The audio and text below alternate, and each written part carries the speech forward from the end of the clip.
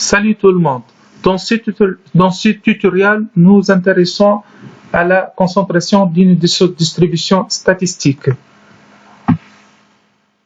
Les différentes caractéristiques des tendances centrales de dispersion des formes fournissent des indications intéressantes sur la description des données.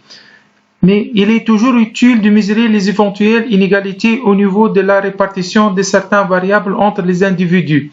Ainsi, on est souvent amené à se poser lors d'une analyse statistique la question suivante. La répartition de la masse globale est-elle équitablement répartie sur la population ou au contraire, elle est concentrée sur un petit nombre d'individus? Donc, la mesure de concentration concerne les caractères statistiques quantitatifs contenus à valeur positive, cumable. Cumable dans le sens où la masse de la variable a une signification. Exemple, la distribution du revenu du ménage.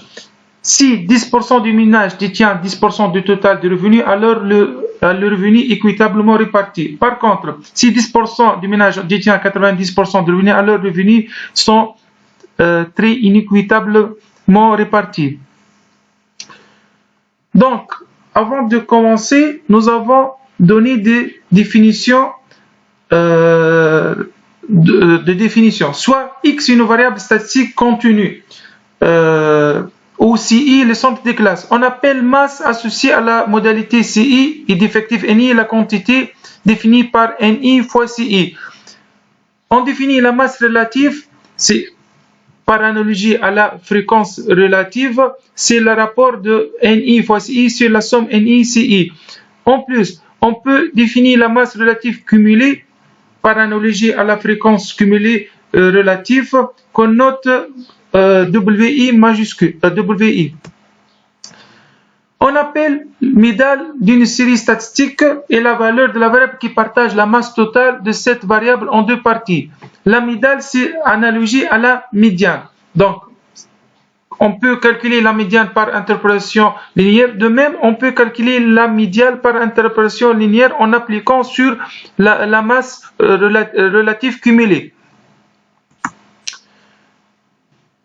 Une première mesure de concentration peut être obtenue en calculant la différence entre la médiane et la médiane. Si la différence est égale à 0, c'est-à-dire l'individu qui est au milieu de l'effectif et en même temps celui qui est la placé tel que la moitié de la masse salariale a été versée à des gens qui touchent moins de lui et l'autre moitié à des gens qui reçoivent plus que lui. On a donc une distribution égalitaire ou concentration nulle. Si la différence est supérieure à 0, c'est-à-dire que la répartition des caractères est inégalitaire.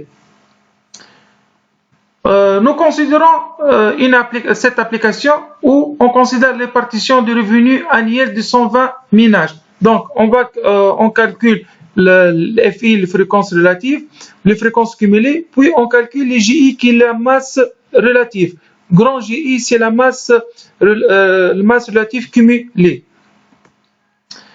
Donc, pour déterminer la médiane, on utilise la méthode d'interpolation linéaire. On a trouvé que la médiane est égale à 14,154. C'est-à-dire le salaire tel que la moitié des salariés gagne moins de 14,15 et l'autre moitié des salaires gagne plus de 1465. Pour déterminer la médiane, on utilise aussi la méthode d'interpolation linéaire. On a trouvé que la médiane est égale à 15,261 fois 10 à la puissance 3. Donc, c'est les salaires tels que la moitié de la masse salariale a servi à payer des gens qui gagnent moins de 1561. Et l'autre moitié de la masse salariale a servi à payer les gens qui gagnent plus de 1561. On calcule la variation, on trouve qu'elle est différente de 0, c'est-à-dire qu'il y a une concentration. Donc la répartition est inégalitaire.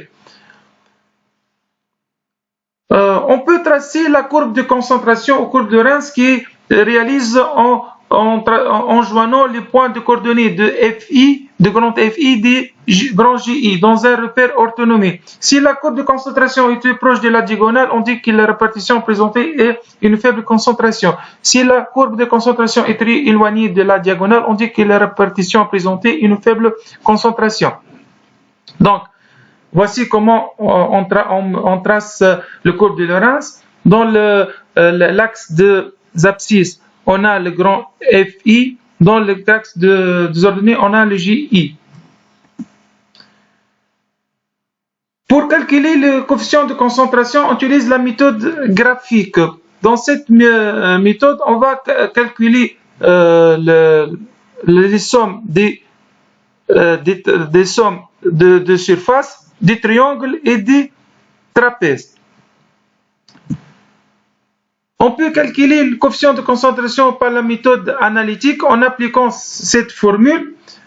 Lorsque ici c'est proche de 0, alors il y a une faible concentration. Si la valeur I est proche de 1, alors une forte concentration. Donc, nous reprenons l'exemple relatif à la répartition de revenus annuels. Nous calculons la surface S', qui est la somme de la surface du triangle 1, triangle de trapèze 2, trapèze 3, trapèze 4, trapèze 5. On a trouvé que l'indice de concentration est égal à 0,18. Par méthode analytique, on va calculer FI fois WI plus WI moins 1. WI moins 1, c'est-à-dire la valeur précédente. Donc, cette valeur 0,304 est égale à 0,077 plus 0,228. La valeur de 0,561 est égale à 0,343 plus 0,228, etc. Donc, on a trouvé la même valeur que la surface de on va trouver la même valeur de l'indice Gini calculée par la méthode graphique qui est égale à 0,18. Cette valeur de l'indice indique que la concentration est relativement faible. Merci pour votre attention.